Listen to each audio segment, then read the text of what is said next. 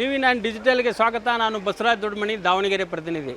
ಇತ್ತೀಚೆಗೆ ಒಂದು ರಾಜ್ಯದಲ್ಲಿ ದೊಡ್ಡ ಚರ್ಚೆ ಆಗಿರ್ತಕ್ಕಂಥದ್ದು ಕಾರಣ ಅಂದರೆ ಆ ಬೆಳೆಯ ಒಂದು ಬೆಳೆಗಾರರೇ ಜಾಸ್ತಿ ಕರ್ನಾಟಕದಲ್ಲಿ ಜಾಸ್ತಿ ಇರತಕ್ಕಂಥದ್ದು. ಅಂದರೆ ಅಡಿಕೆಯನ್ನು ಗುಟ್ಕಾ ನಿಷೇಧ ಮಾಡಿದರೆ, ಗುಟ್ಕಾ ನಿಷೇಧ ವಿರುದ್ಧ ಒಂದು ರೀತಿಯ ಅಡಿಕೆ ಬೆಳೆಗಾರರ ನೀತಿಗೆಟ್ಟಿದೆ ಅಂತ ಹೇಳ್ಬೋದು. ಕಾರಣ ಅಂತಂದರೆ ಅತಿ ಹೆಚ್ಚು ದೇಶದಲ್ಲಿ ಎಷ್ಟು ಅಡಿಕೆ ಉತ್ಪಾದನೆ ಆಗಿದೆ ಅದರ ಶೇಕಡ 75.9% ಅಡಿಕೆ ಉತ್ಪಾದನೆ ಆಗೋದು ಕರ್ನಾಟಕದಲ್ಲಿ. ಸುಮಾರು 15 ಲಕ್ಷ ಕುಟುಂಬಗಳು ಇದನ್ನು ಅವಲಂಬಿಸಿರ್ತಕ್ಕಂಥದ್ದು. ಸುಮಾರು 11.28 ಲಕ್ಷ ಟನ್ ಅಡಿಕೆ ಉತ್ಪಾದನೆ ಕರ್ನಾಟಕದಲ್ಲಿ ಆಗ್ತಾ ಇರ್ತಕ್ಕಂಥದ್ದು. ಅಂದರೆ 7.9 ಲಕ್ಷ ಹೆಕ್ಟೇರ್ ಪ್ರದೇಶದಲ್ಲಿ ಅಡಿಕೆಯನ್ನು ಬೆಳೀತಾ ಇರ್ತಕ್ಕಂಥದ್ದು. ಹೀಗಾಗಿ ಆರೋಗ್ಯ ಸಚಿವರಾದ UT ಖಾದರ್ ಅವರು ಒಂದು ಆದೇಶ ಮಾಡಿಸಿ ಗುಟ್ಕಾ ನಿಷೇಧವನ್ನು ಮಾಡಬೇಕಂತಂದ್ರು.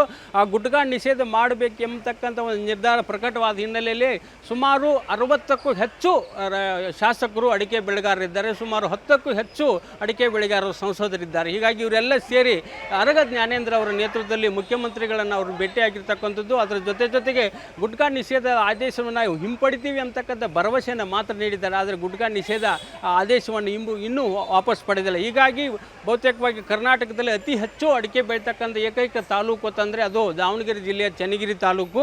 ಹೀಗಾಗಿ ಅಡಿಕೆ ನಾಡೆಂದೇ ಪ್ರಸಿದ್ಧ ಆಗಿರ್ತಕ್ಕಂಥದ್ದು.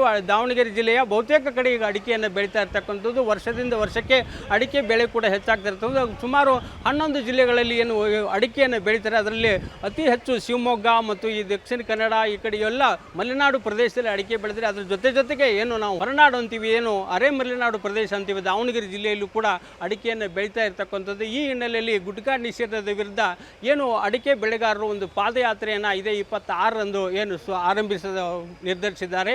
26ರಂದು ಅಡಿಕೆ ಬೆಳೆಗಾರರು ಚನ್ನಗಿರಿಯಿಂದ ಬೆಳಿಗ್ಗೆ ಪಾದಯಾತ್ರೆಯನ್ನು ಆರಂಭಿಸಿ ಅಲ್ಲಿಂದ ಸಂತೆಬೆನ್ನೂರು ಮೂಲಕ ಬಂದು ದಾವಣಗೆರೆಗೆ ಬರ್ತಕ್ಕಂಥದ್ದು. ಸುಮಾರು 65 ಕಿಲೋಮೀಟರ್ ಪಾದಯಾತ್ರೆಯನ್ನು ಗುಟ್ಕಾ ನಿಷೇಧದ ವಿರುದ್ಧ ಒಂದು ದೊಡ್ಡ ಹೋರಾಟವನ್ನೇ ಅಡಿಕೆ ಬೆಳೆಗಾರರು ಆರಂಭಿಸಿದರೆ. BJP ಮುಖಂಡರಾದಂಥ ಮಾಡಾಳ್ ಮಲ್ಲಿಕಾರ್ಜುನ್ ಅವರ ನೇತೃತ್ವದಲ್ಲಿ ಈ ಅಡಿಕೆ ಬೆಳೆಗಾರರು ಒಂದು ಪ್ರತಿಭಟನಾ ಒಂದು ಪಾದಯಾತ್ರೆಯನ್ನು ಶುರು ಮಾಡಿರ್ತಕ್ಕಂಥದ್ದು. ಸರ್ಕಾರ 15 ಲಕ್ಷ ಕುಟುಂಬಗಳು ಅಡಿಕೆ ಬೆಳೆಗಾರರ ಒಂದು ಅಡಿಕೆ ಬೆಳೆ ಮತ್ತು ಅದನ್ನು ಪೂರಕವಾಗಿ ಗುಟ್ಕಾ ತಯಾರು ಮಾಡ್ತಾರೆ, ಅದರಲ್ಲಿ ಅವಲಂಬಿಸಿಕೊಂಡಂಥ 15 ಲಕ್ಷ ಕುಟುಂಬಗಳಿಗೆ ಇದರಿಂದ ತೊಂದರೆ ಆಗ್ತದೆ. ಹೀಗಾಗಿ ಗುಟ್ಕಾ ನಿಷೇಧವನ್ನು ಹಿಂಪಡಿಬೇಕು ಎಂಬತಕ್ಕಂಥ ಒಂದು ಆಗ್ರಹವನ್ನು ಈಗಾಗಲೇ ಮಾಡಿರ್ತಕ್ಕಂಥದ್ದು. ಇದೇ ಕಾರಣಕ್ಕೆ ಕೂಡ ಹೊನ್ನಾಳಿಯಲ್ಲಿ ಕೂಡ ದೊಡ್ಡ ಪ್ರಮಾಣದಲ್ಲಿ ಮಾಜಿ ಸಚಿವರಾದಂಥ MP ರೇಣುಕಾಚಾರ್ಯ ಅವರ ನೇತೃತ್ವದಲ್ಲಿ ಒಂದು ಪ್ರತಿಭಟನೆ ಕೂಡ ಆಗಿರ್ತಕ್ಕಂಥದ್ದು. ಇದೇ ಹೊನ್ನಾಳಿ ಕ್ಷೇತ್ರದ ಶಾಸಕರಾದ ಶಾಂತನಗೌಡರು ಅವರು ಕೂಡ ಅಡಿಕೆ ಬೆಳೆಗಾರರಾಗಿದ್ದು ಅವರು ಕೂಡ ಮುಖ್ಯಮಂತ್ರಿಗಳನ್ನ ಭೇಟಿಯಾಗಿರ್ತಕ್ಕಂಥದ್ದು. ಜೊತೆಗೆ ಚನ್ನಗಿರಿ ಕ್ಷೇತ್ರದ ಶಾಸಕರಾದಂಥ ಅವರು ಶಿವಗಂಗಾ ಬಸವರಾಜ್ ಇದ್ದಾರೆ, ಅವರು ಕೂಡ ಅಡಿಕೆ ಬೆಳೆಗಾರರಾಗಿದ್ದು ಅವರು ಮುಖ್ಯಮಂತ್ರಿಗಳಿಗೆ ಈ ಬಗ್ಗೆ ಮನವಿಯನ್ನು ಮಾಡಿರ್ತಕ್ಕಂಥದ್ದು. ಕೇವಲ ಪಾನ್ ಮಸಾಲ ಮಾತ್ರ ನಿಷೇಧ ಮಾಡಿರ್ತಕ್ಕಂಥದ್ದು, ಗುಟ್ಕಾ ನಿಷೇಧ ಇಲ್ಲ ಎಂಬತಕ್ಕಂಥ ಒಂದು ಗೊಂದಲದ ಹೇಳಿಕೆಗಳು ಹಲವಾರು ಕಡೆ ಕೇಳಿ ಬರ್ತಾ ಇದೆ. ಆದರೆ ಸರ್ಕಾರ ಈಗ ಮಾಡಿರ್ತಕ್ಕಂಥ ಗುಟ್ಕಾ ನಿಷೇಧವನ್ನು ತೆಗೆಯುವವರೆಗೂ ಕೂಡ ನಿರಂತರವಾಗಿ ಹೋರಾಟ ಮಾಡ್ತೀವಿ ಅಂತಕ್ಕಂಥದ್ದು. ಇದರಿಂದ ರೈತಾಪಿ ಜನರಿಗೆ 10 ವರ್ಷಗಳಿಂದ ತೋಟಗಳನ್ನು ಕಟ್ಟಿ ಒಮ್ಮೆ ತೋಟಗಳನ್ನು ಕಟ್ಟಬೇಕಾದ್ರೆ ಎಷ್ಟು ಕಷ್ಟ ಆಗ್ತದೆ ಮತ್ತು ಒಮ್ಮೆ ನಾವು ಅಡಿಕೆ ಸಸಿಯನ್ನು ನೆಟ್ಟರೆ ಸುಮಾರು 5 ವರ್ಷಗಳ ಕಾಲ ಅವನನ್ನು ಸಾಕಬೇಕು, ಅದಾದ ನಂತರ ಫಲ ಕೊಡ್ತೇವೆ. ಈಗ ಎಷ್ಟೋ ತೋಟಗಳು ಫಲ ಕೊಡ್ತಾ ಇದ್ದವು. ಇಂಥ ಒಂದು ಪರಿಸ್ಥಿತಿಯಲ್ಲಿ ಗುಟ್ಕಾ ನಿಷೇಧ ಮಾಡಿದರೆ ಸಂಪೂರ್ಣವಾಗಿ ರೈತಾಪಿ ಜನರ ಮೇಲೆ ಒಂದು ವ್ಯತಿರಿಕ್ತವಾದ ಒಂದು ಪರಿಣಾಮ ಬೀರ್ತದೆ.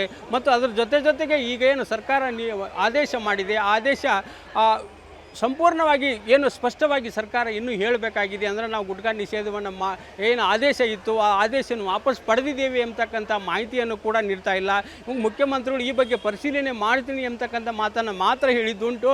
ಆದರೆ ಆರೋಗ್ಯ ಇಲಾಖೆಯಿಂದ ಸುತ್ತೋಲೆಯನ್ನು ಹೊರಡಿಸಿದರೆ ಆ ಸುತ್ತೋಲೆ ಹಿಂಪಡೆದ ಬಗ್ಗೆ ಇನ್ನೂವರೆಗೆ ಖಚಿತ ಮಾಹಿತಿ ಇಲ್ಲದ ಕಾರಣ ಒಂದು ರೀತಿ ಅಡಿಕೆ ಬೆಳೆಗಾರರಲ್ಲಿ ಮತ್ತು ಅದನ್ನು ನಂಬಿಕೊಂಡಿರ್ತಂಥ ವಾಣಿಜ್ಯೋದ್ಯಮಿಗಳಿರ್ತಾರೆ ಮತ್ತು ಅದರ ಜೊತೆಗೆ ಕೂಲಿ ಕಾರ್ಮಿಕರಿರ್ತಾರೆ, ಅವ್ರಿಗೆಲ್ಲ ಕುಟುಂಬಗಳನ್ನ ಸೇರಿಕೆ ಸರ್ವೆ ಮಾಡಿ ನೋಡಿದಾಗ ಸುಮಾರು 15 ಲಕ್ಷ ಕುಟುಂಬಗಳು ಈ ರೀತಿಯಾದ ತೊಂದರೆಯಲ್ಲಿ ಅನುಭವಿಸ್ತವೆ ಎಂಬತಕ್ಕಂಥ ಈಗಾಗಲೇ ಸರ್ವೆಯನ್ನು ಮಾಡಿರ್ತಕ್ಕಂಥದ್ದು.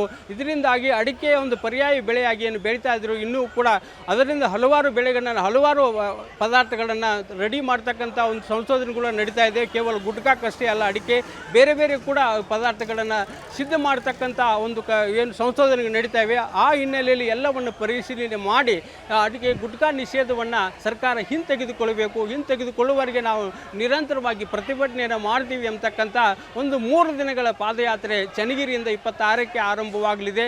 ಹೀಗಾಗಿ ಸರ್ಕಾರ ಈ ಬಗ್ಗೆ ನೀಡಿರ್ತಕ್ಕಂಥ ಒಂದು ಈಗಾಗಲೇ ಸುತ್ತೋಲೆಯನ್ನು ಹೊರಡಿಸಿರ್ತಕ್ಕಂಥ ಏನು ಗುಟ್ಕಾ ನಿಷೇಧ ಆದೇಶ ಇದೆ, ಗುಟ್ಕಾ ನಿಷೇಧ ಆದೇಶದ ಬಗ್ಗೆ ಸ್ಪಷ್ಟವಾದ ನಿಲುವನ್ನು ತೆಗೆದುಕೊಳ್ಳಬೇಕು ಎಂಬತಕ್ಕಂಥದ್ದು ರೈತರ ಆಗ್ರಹವಾಗಿದೆ.